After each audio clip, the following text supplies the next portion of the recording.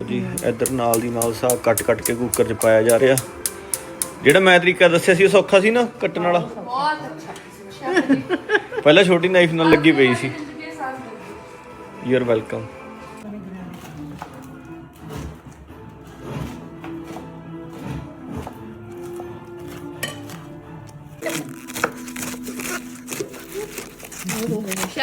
जी हुण इधर आंटी ने कढ़ ली पालक।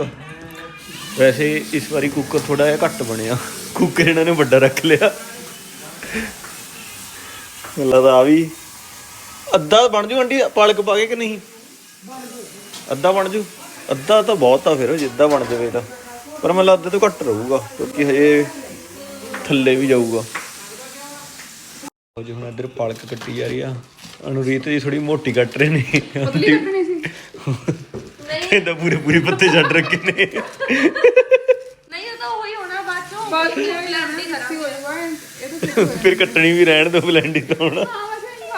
ਅਗਲੇ ਤਾਂ ਹੀ ਪਾਵਾਂਗੇ। ਮੈਂ ਤਾਂ ਇੰਨੀ ਮਿਹਨਤ ਕਰਨੀ ਨਹੀਂ ਸੀ। ਸਮਾਰਟ ਵਰਕ ਕਰਾਂਗੇ।